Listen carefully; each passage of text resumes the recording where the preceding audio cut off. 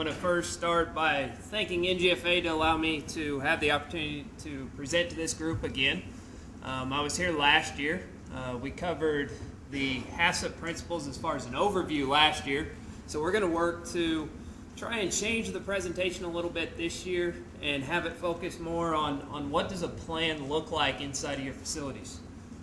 Over the last day and a half, we've heard a lot in regards to the Food Safety Modernization Act. Yesterday afternoon, a lot of us had the privilege to sit through a hazard analysis preventive controls workshop, and that was led by Dave and Joe.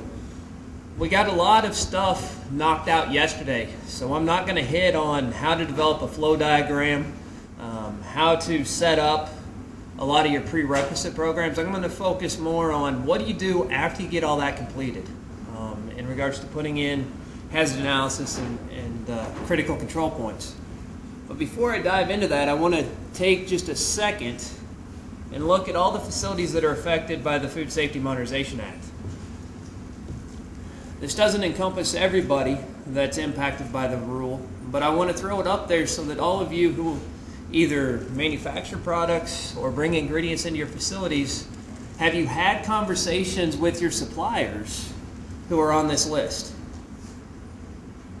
One of the key ones to point out is that top one. How many grain elevators in the U.S. realize this law exists? How many of your corn suppliers, wheat suppliers, how many of them know that the Food Safety Modernization Act exists? NGFA has been instrumental in trying to educate the industry to know that this is out there.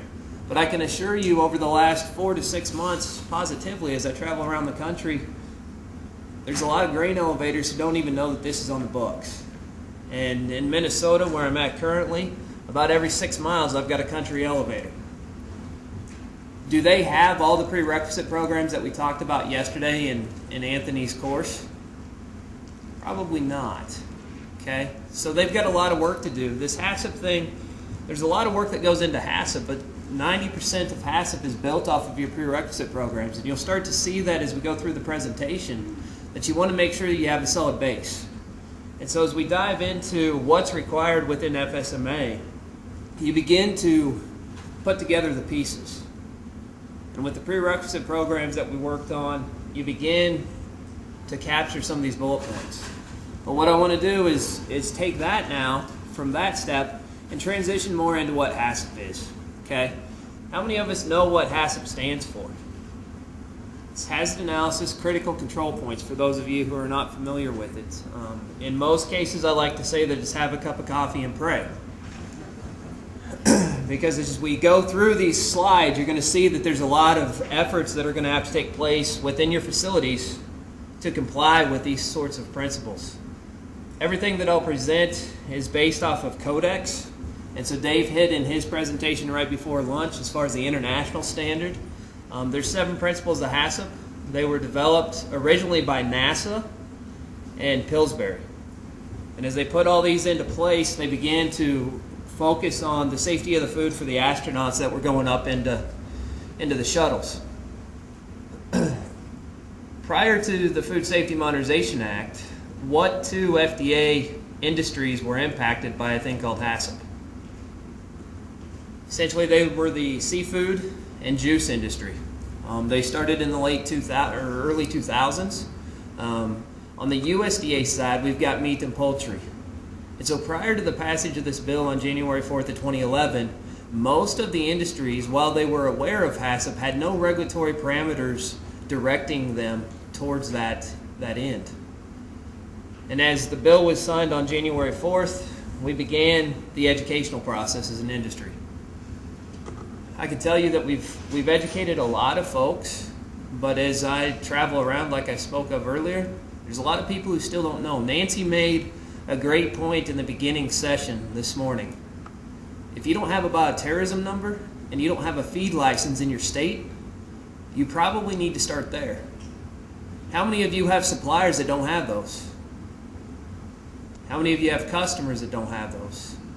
I assure you that I can look at almost every organization that's in this room and tell you that somewhere, one of those ingredients you bring into your facility is coming through a facility that may not be compliant with those two regulations. And so as we look at this overall process, we need to make sure that we bring everybody with us. And so the presentations that we saw yesterday afternoon and some of the things we saw this morning, those feed right into getting to the point that we actually all understand what HACCP is, and that it's not have a cup of coffee and pray. Another thing I want to focus on in regards to the Food Safety Modernization Act is your records. You need to keep them for 2 years. Within HACCP, there's already some things built in regards to record retention, but I do want to point that out because there's a lot of folks in the industry who still believe they'll just follow whatever their company policies are, and some of those are they only keep the records for 6 months. So here's the 7 principles. We're going to focus more today on the hazard analysis portion of this, but we will hit on all 7. Like I said, we want to build off of what we've kind of got together as far as momentum over the last day and a half and kind of finish out with these 7 things. The first one is you got to conduct your hazard analysis. Before you even start that, there's 5 preliminary steps, and if you were a part of that event yesterday afternoon, you saw a lot of those. The first one definitely is you need to set up a HACCP team or a food safety team. Okay, you need to select individuals from within your organization that understand your system. One of the best comments that was thrown out yesterday had to do with your maintenance. Whoever your maintenance guy is within your production facilities, whether you're an ingredient supplier or an actual finished feed or pet food manufacturer, your maintenance department better be involved because they're going to know all the areas in your plant that you can circumvent the system. Your operators will know as well, but your maintenance guy will truly give you the actual answers. The second thing you got to do is look at your critical control points. We'll give you definitions as we go through the process, but essentially your critical control points are the points in which you need to prevent, eliminate, or reduce that hazard to an acceptable level so that adulterated product does not enter commerce. Third one is your critical limits, and as we look at those, my example is going to be more of a zero tolerance. That's just an example. I want to reiterate that every facility in the U.S. is different. Even if you're in a corporate structure or a corporate environment, you can go from one plant to the other and find differences. Hence the reason why I want that maintenance guy to be involved. The fourth one is your monitoring. Essentially it's the who, what, when, where, and how. You're going to make sure that you're controlling all of these hazards. And then as you look, once you monitor them, what do you do if something goes wrong? And that's where principle number 5, corrective actions, begins to take shape. Verification is coming back behind and making sure that you cover all of your monitoring activities and that you are doing what you say you're doing on the piece of paper. One of the questions yesterday had to do with, will FDA look into your plans? Absolutely. If you don't believe that answer that was given yesterday, talk to the seafood and juice industry or the meat and poultry industry on the USDA side. They have the rights, and we'll talk about those later this afternoon in another session in regards to what they can look at and what they can dig into. And the last one, of course, is record keeping. One of the best things within HACCP, and I think you may have heard it yesterday, if I remember correctly, but if it's not written down, it didn't happen. And my operators hate it when I walk in and ask them, did they perform their job? And they not have that piece of paper. Because they know the first words out of my mouth are going to be, well, it wasn't written down, so it didn't happen. Go ahead and start the process over. We're going to hit a little bit on the definition for a hazard analysis before we talk about what's involved. Essentially, you're collecting information. And as you collect this information, you're looking at biological, physical, and chemical hazards. There's confusion a little bit within the industry as far as what a biological, physical, and chemical hazard is. I sat at the table yesterday and we talked about those hazards, and just getting things in the right category is a struggle for some folks. There's plenty of guidance out there, whether it's from NGFA or other areas. PFI has some stuff in regards to where do you place some of these hazards. Okay, is a mycotoxin a chemical hazard or a biological? I'm here to give you what my thoughts are, okay? But you need to look as a HACCP team and determine what best fits your system. As I look at biological hazards, those are the molds related to the toxins. As you move into aflatoxin, fumonisin, vomitoxin, T2, ochratoxin, you begin to transition more into chemical.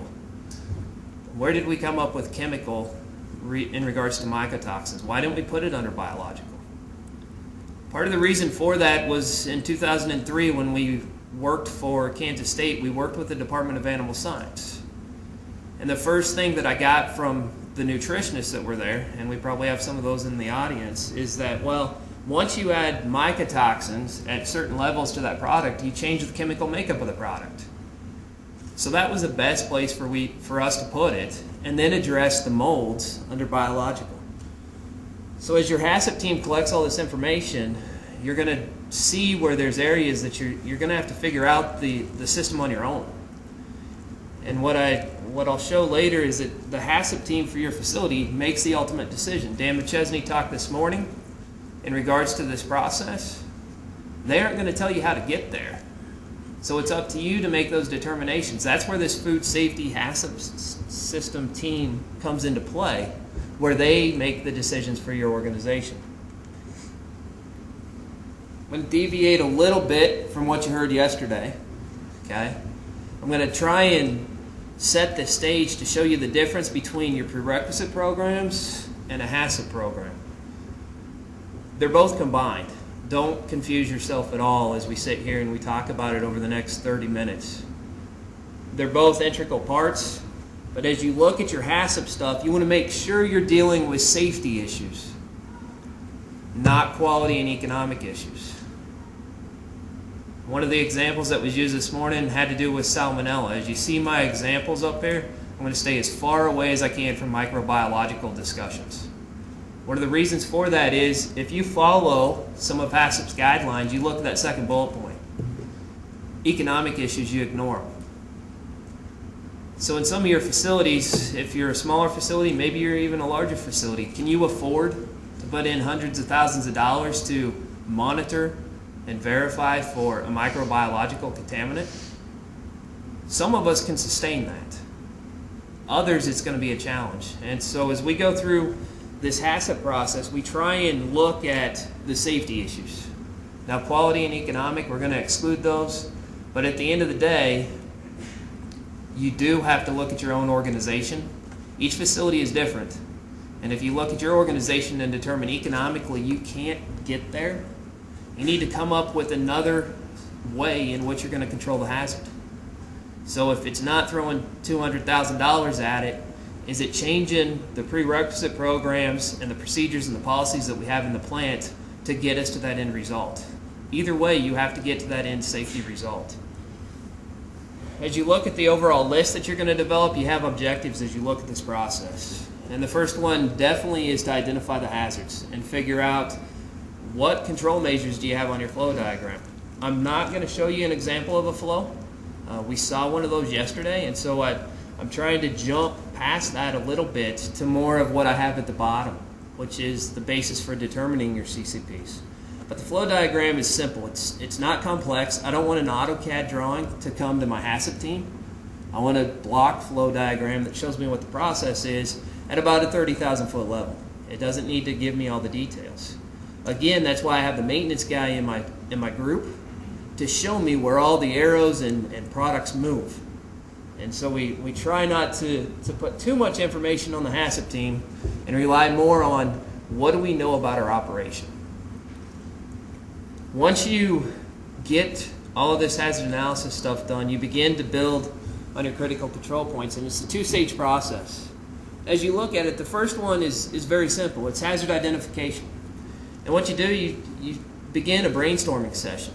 Normally what I'll start the group off with is we'll have a big whiteboard, and we'll start at the first process step on our flow diagram. And what we do as a group is we throw up all the biological, physical, chemical hazards that anybody in the room knows of. Now, they may not all make it into our HACCP plan, but they will be covered somewhere in our facility if they impact that specific facility. I've had some organizations where they've come up with diseases that are in Australia. Okay? They aren't in southern Texas. And so we don't put them on the hazard assessment. We put it on the brainstorming activity, but we don't carry it into the plan. part of the things we talked about yesterday are at the bottom of the slide. Essentially, you review everything that you have in your arsenal to put together your hazard analysis. If you don't have all these things in place in your facility, I would start here as well. So you got the Bioterrorism Act, you got the feed licenses, now start here. And once you build this, you can move on to the next step. Each one of these principles is built upon the previous principle. So if you don't have something, you need to stop the process, build it, and then move on to the next one. If you don't, you're going to get to the end of this HACCP process and have to go back through and rework everything that you missed. Will you get it right the first time like we talked about yesterday? Absolutely not. But you want to try and capture as much of the right information first before you have to go back and fix it. The second bullet point that I have up there, this is the most important one. Related to your hazard identification, your hazard analysis portion, document it, write it down. Like I said, if it's not written down, it didn't happen. I had firms that I've worked with in the past, starting from 10 years ago through today, that they fly me in, we meet with them to talk about HACCP, and I say, well, where's your starting block? Where did you guys start the process? Well, we did this hazard analysis, and we put things down, and this is what we have on our final piece of paper. No, where's the building block that got you to that piece of paper? Well, we didn't write anything down. We just had all our senior management in the room and some operators and a few guys, and we just verbally talked about it. Within HACCP, you got to write it down.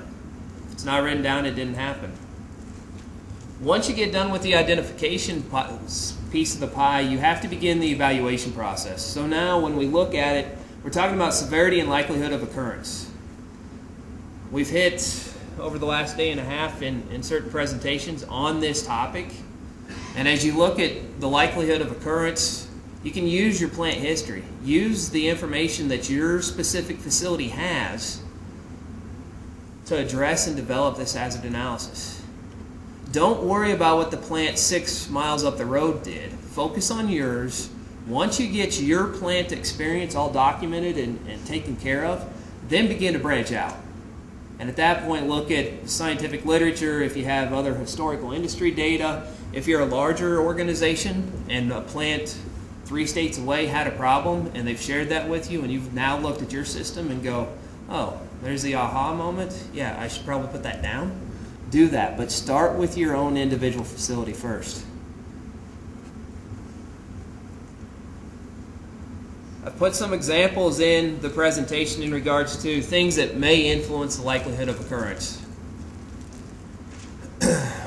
That first bullet point up there, again, effective prerequisite programs. You got to have them written. You got to document them. I've been in a lot of facilities over the years where I walk in, they know exactly what they're supposed to do. They have everything put in place, but they haven't written anything down.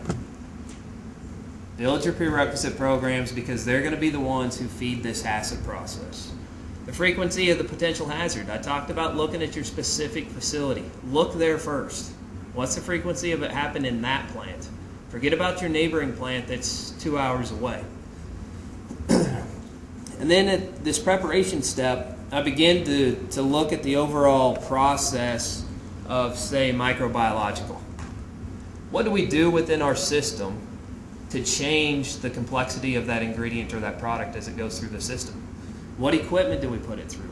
Are there certain parameters that we have that our competitors or our internal facilities have up the road that we need to look at and say, okay, yep, that's maybe something we can do that's different, yet still achieve the same outcome. And then as you look at your expected storage conditions and transportation, I was amazed yesterday in my group when we talked about transportation, the number of folks, and granted my table doesn't represent the industry as a whole, but the number of folks who didn't realize that you can get certain information from the railroads related to your rail cars before they hit your location. How many people in the room, as I pose this question to the overall audience, how many of you check what was on that rail car before it comes to your facility? Every rail organization in the U.S. has the capability. You need to talk to your purchasing group. Every railroad out there has the capability to feed to your facilities what was in that rail car prior to it getting to your facility. We worked in the mid-2000s with some of the major rail companies to get their reporting structure that you can access to encompass what was the previous ingredient or product on that rail car. When we first brought it to them in 2003, they all said, there's no way we're going to be able to do this. And 12 months later, we had it. But sitting at the table yesterday, I had one of those aha moments where there's members of the industry who don't understand that tools like that are available to help you achieve this goal. And so as you look at your process, go back to your purchasing guys and gals and see, are they capturing it? If they are, have them give it to the operations group. That way, when your guys or gals go to crack those hoppers on those rail cars at your facility, they can somewhat expect what the cross-contamination issue may be that they visually see. Instead of shooting in the dark and saying, well, does it look like the product that I have in my product library on the shelf? As you look at likely preparation steps prior to getting to the end consumer, I use the word animal here, but the end consumer, do you use heat treatments? Do you do certain activities inside the facility that could reduce the severity of the hazard that you've identified in your process? Yesterday we saw a chart somewhat like this, and this one is taken from the Food Processors Institute. There's a book out there called the HACCP, Systematic Approach to Food Safety. If you need a copy of that book, you can get it either through the International HACCP Alliance out of College Station, Texas, or you can contact DC and get a copy. I found, a couple weeks ago, found a copy of it out on the internet on Amazon for like 30 bucks. If you buy it directly through them, it's going to be about 55 or 60. But as you look at this chart, it's like we talked about yesterday in regards to your prerequisite programs and other factors. You're looking at severity, low, medium, or high, and then the likelihood of occurrence. Everything that I'm going to show you that's a chart like this is just a tool. When we talk about tools, there's also a CCP decision tree that exists. You need to be very cautious as you use these tools, because depending on how you use them, it's going to lead you in the wrong path. Don't ever let common sense get out the window while you're sitting around as a HACCP team to develop your HACCP plan. Because as soon as that common sense approach goes out the door, you're in trouble. Okay?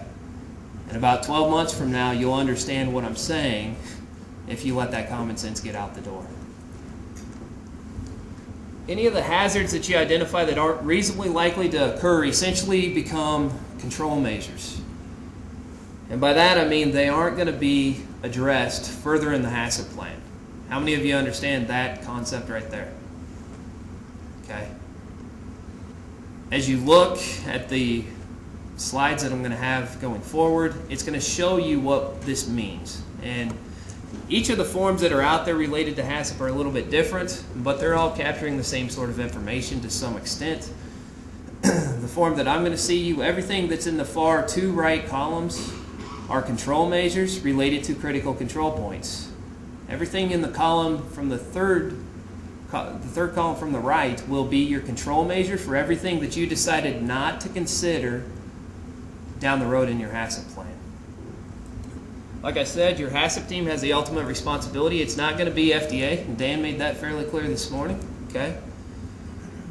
They're going to bring their own interpretation and opinions into the room, but at the end of the day, to develop this, your team's going to have to do it. It's not that they're going to give you this example and say, here, this is what it needs to look like. Once you've identified all these biological, physical, and chemical hazards that may exist, you need to then move to the control measure. And essentially, the control measure is any action or activity that can be used to prevent, eliminate, or reduce that hazard to an acceptable level.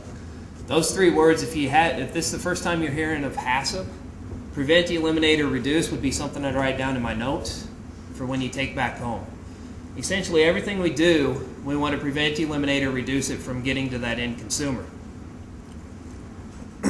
Principle number 2, as you look at your critical control points, is a step in which control can be applied to prevent, eliminate, or reduce that food safety hazard to an acceptable level. Does everybody understand the difference between a control point and a critical control point?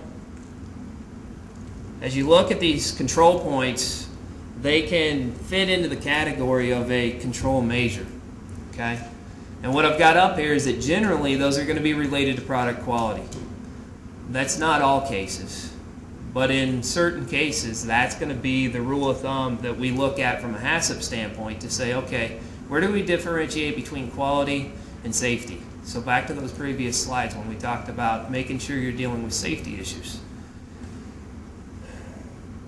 As you look at the overall safety, are you looking at your employee safety? Or are you looking at the end consumer safety of the products? It's the end consumer safety that you're focused on. I've done these courses, and Dave's been a part of them since the conception in the early 2000s. And you'd be amazed at the number of individuals who think or somehow got the concept that this is an OSHA type safety related program.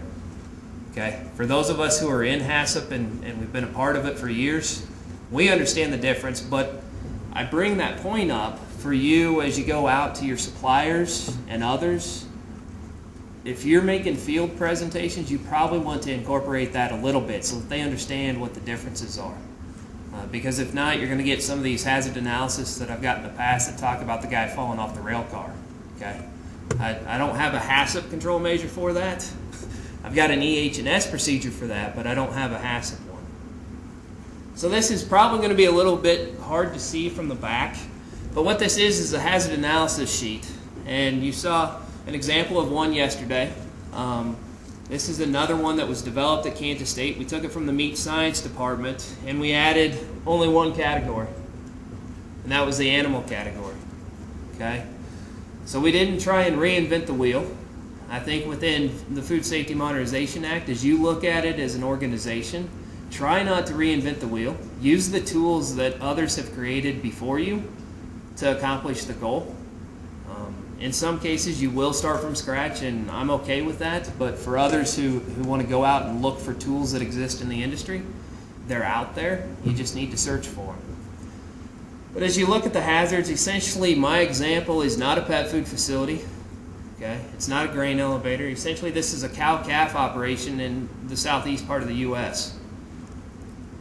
As we went into their system, they didn't have anything in place for restricted use protein products.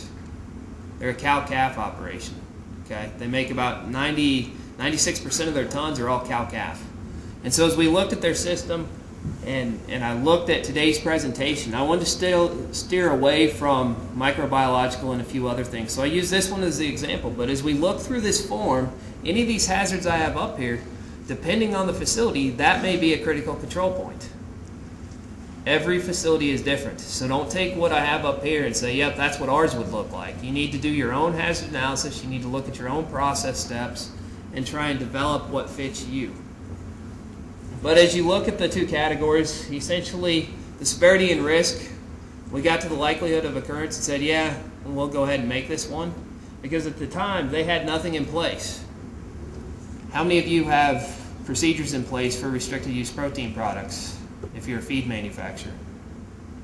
On the pet food side, you guys are the ones who always bring it into my feed mills, and we have to write separate restricted use protein product procedures to deal with the pet foods.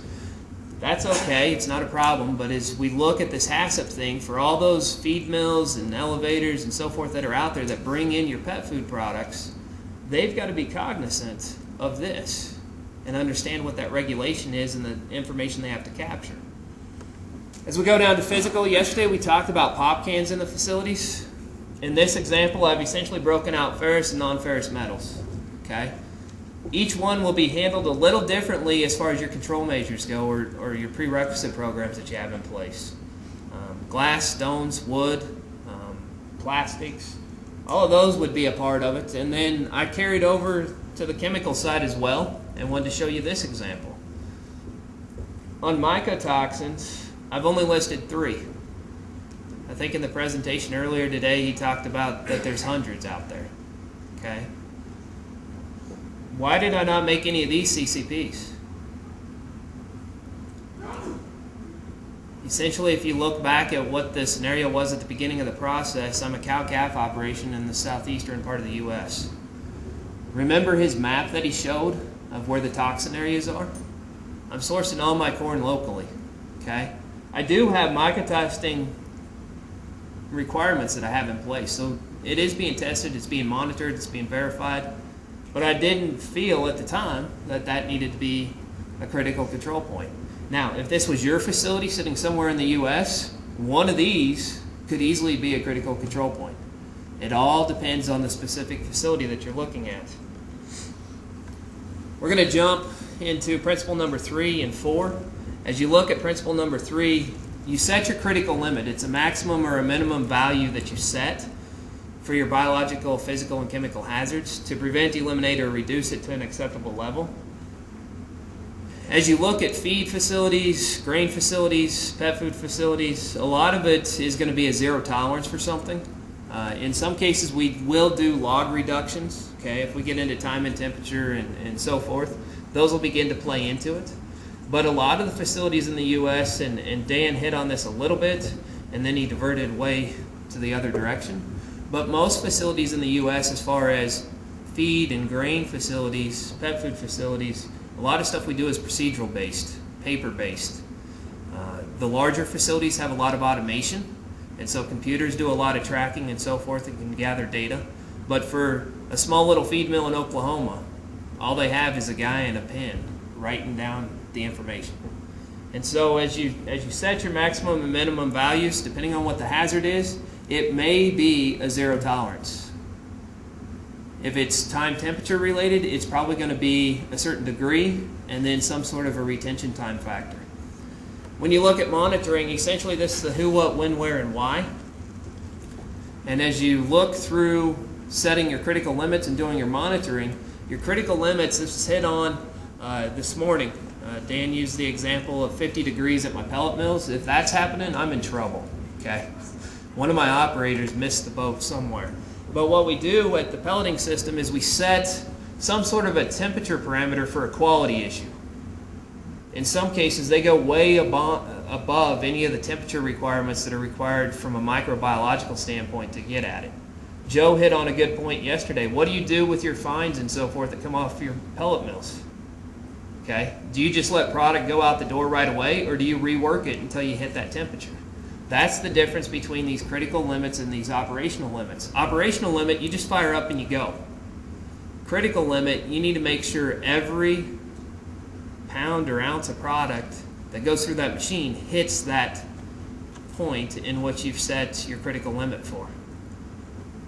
Most of the time, these operational limits are not set for your food safety issues.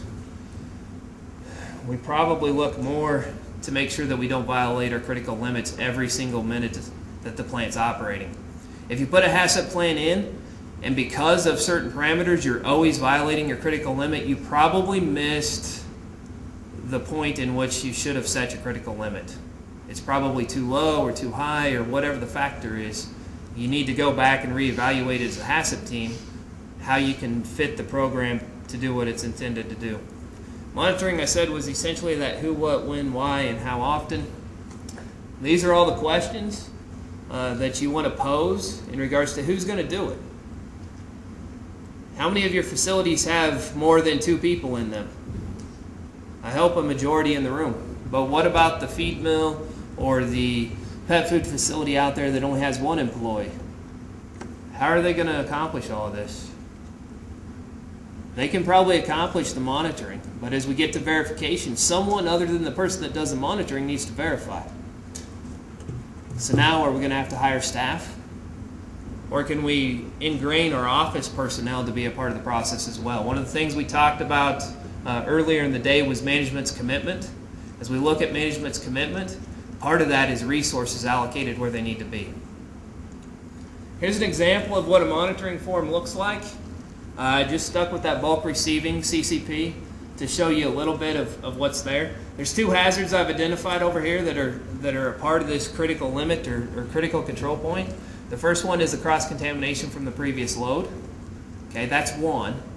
Most of that monitoring is going to happen at my scale house or someplace up towards the front of the facility. The second one is actually going to look more at out of my plant. Okay. And as you look at these, you gotta differentiate between your operators, who's going to monitor what, and where's it going to happen in the facility.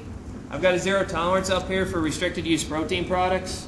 Again, your HACCP team sets all this, so I'm not here to tell you that this is your critical limit and this is what you're going to do. Your own HACCP team is going to determine these factors. This is just an example. And then what will be measured, essentially the first one is completing some sort of a bulk truck certification, saying this is what I hauled on my trailer last, sign off for the 589, 2000, and 2001.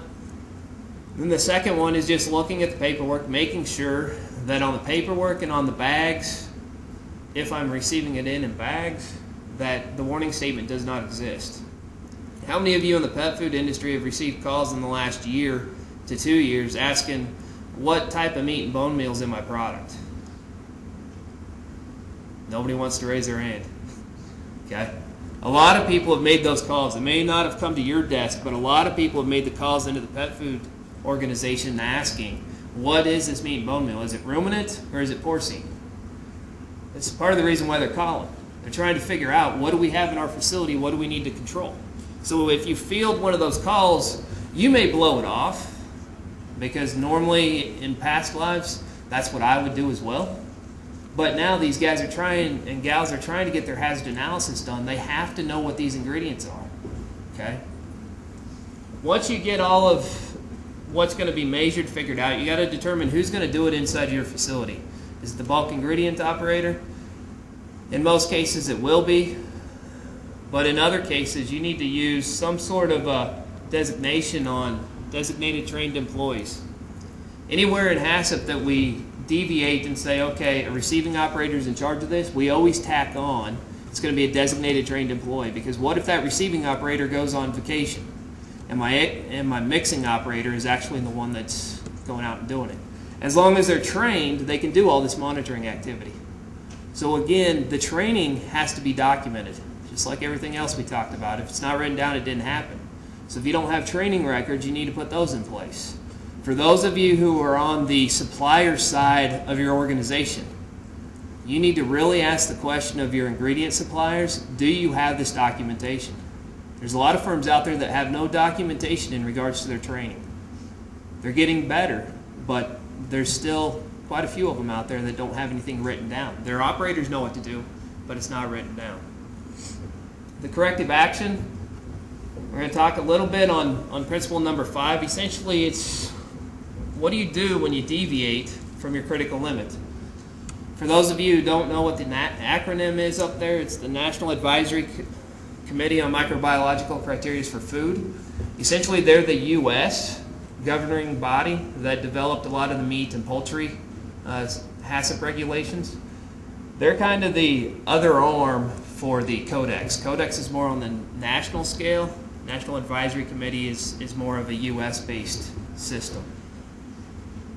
And then with your deviations, essentially you need to document all of this. And so there's a few questions that we have to ask ourselves. What caused the deviation? What did we do in our system to violate the critical limit? Was it that an employee didn't do what they were supposed to do per the procedures and policies? Was there a failure in the equipment that we have in the room? You've got to figure out what the root cause is. And the reason for that is you've got to figure out how you're going to prevent it from occurring next time. Does that, in some cases, mean you have to meet as a food safety team and reevaluate your entire process? Absolutely. The example that I use, and actually they use it internally in a lot of their trainings, is related to Ridley and their BSE issue that they had years ago. Okay? They had a whole bunch of things in place, but what were they going to do to make sure it didn't happen again? So you've got to reevaluate the whole system in some cases. Other cases, it's just fixing that one employee in the facility that's not following the procedures or policies. And then if you look at what will be the product disposition, I always end this bullet point here with saying you will throw product in the trash. Okay? As an organization, if you've never done that in the past, as you put this in, you will throw things in the trash, because from a safety standpoint, they can't enter commerce. Now, most of us in this room who are somewhat forward-thinking and attend events like this, we understand that. But go to a small feed mill on the eastern side of Arkansas and explain to them that they have to throw it away. If they could have thrown darts and machine guns at me, they would have as I walked out the room. So just make sure that everybody in the system understands that there will be economic cost to what you're doing. Corrective action form, I've got an example up here. As you look at it, essentially it's the same questions, but I put this in to document some of the things you need to put on the piece of paper that when you create your own corrective action forms. You need to have, where did it occur? Which CCP was it? The date it occurred, the employee that was involved, or the piece of equipment that was involved. And then at the bottom, I've got a whole bunch of signatures down here. The first one is who initiated the corrective action within your system. Who noticed it? Was it the quality manager? Were your operators on top of it and they figured it out? And then with product disposition, who's going to sign off on that? Is it going to be the quality manager? Probably not. Most of you have plant managers, right? So now back to that management commitment thing. Whoever's in charge of that facility should be the one who signs off on what the product disposition is. That way they know every detail that exists related to the process. If you look at the Peanut Corporation and what they went through, how many of their senior management level individuals that should have known inside of that plant said they didn't know? Cover yourself as an organization. Make sure you document who's taking the ball and saying this is the product disposition of this issue. And then of course someone needs to come back and review it all. Normally that's probably going to be your quality individual. How many of us have quality individuals in our plants? Again, a majority of your ingredient suppliers do not. And so as you begin to expand out on this Food Safety Modernization Act, you need to guard your own house. But any education we can do, which is what yesterday afternoon was about, we need to be doing it. The last two principles, principle number 6 is verification. Essentially, this is coming back behind and making sure we did all the monitoring activities that we talked about. Did we do what we said we were going to do? And then number 7 is the record keeping. Essentially, with record keeping, it's going to be the documentation we use to make sure that everybody understands that we are following our procedures and our policies. Verification, as you look at that, you look at your day-to-day activities and what are you doing. When you look at these verification activities and the monitoring and the overall system, do you use PIN when you record your information and your data in your plants? Most of your regulatory or quality individuals have come to you already and said, you need to make sure that you're using pen and not pencil. Again, I want to re-emphasize that as you go out and you help others in the industry understand the Food Safety Modernization Act, it would be good probably for you to remind them that they should use pen and not pencils. Okay, FDA seems to do that every time they walk through your door, but sometimes not everybody hears that message. Record keeping, I want to focus here. This is a liability protection issue. It's a food safety issue, but at the end of the day, it's liability protection for your organization. So for those of us in the room who started this HACCP process years ago, there was some other reason outside of compliance up here that we did it. For those of us who are just now coming online, compliance is now a bigger piece of the pie. But understand that you're still going to get these two values out of the system if you implement it correctly for your given facility. This is an example sheet of what record keeping and verification sheets look like. Essentially, this is from Kansas State as well on the meat science side. You put your process step, you list out all the records that are associated.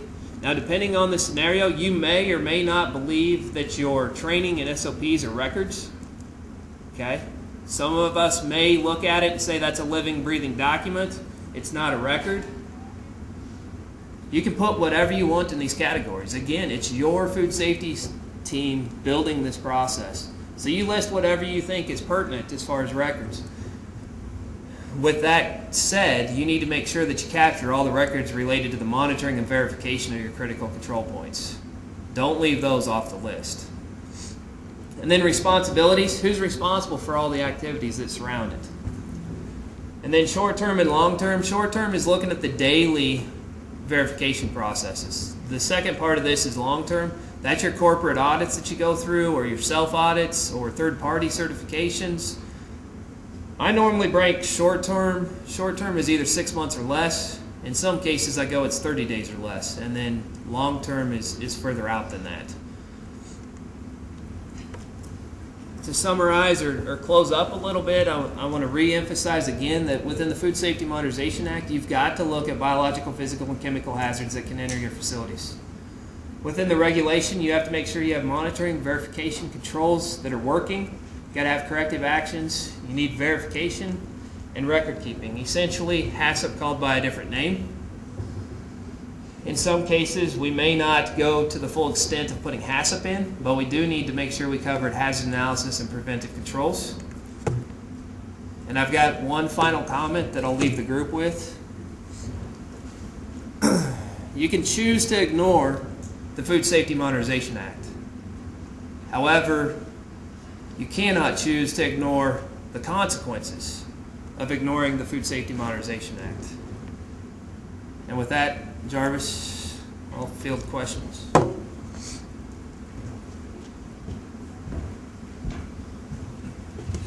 There were orange cards on, and are orange cards on everybody's table. If you have, we don't have a lot of time for questions, but if somebody has a burning question, Randy's in the aisle and ready to take them. Matt, I did get one in advance, and the question is, are there any requirements by FDA or the Bioterrorism Act that requires railroads to keep records of the last load hauled in cars?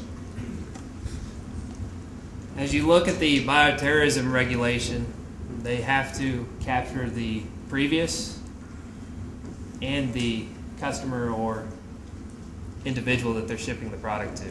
So at the end of the day, the Bioterrorism Act requires them to do it.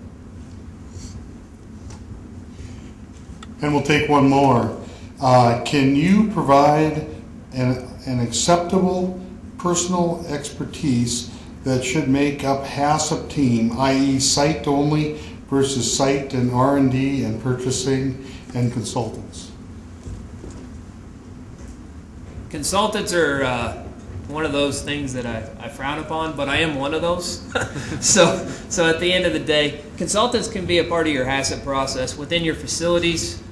Depending on how your structure is set up, you can have production operators, quality, maintenance, truck drivers, those sorts of things. If you're more of a corporate entity, you'll probably have a corporate team that would involve your purchasing and all of those individuals, R&D. And then when you get down to the plant, try and stick to as much as the plant personnel as you can, because as you roll out the process, you want them to have buy-in as well and understand that their facility is unique. Even though it is a part of the bigger picture, their facility is important as well. Okay, thank you, Matt.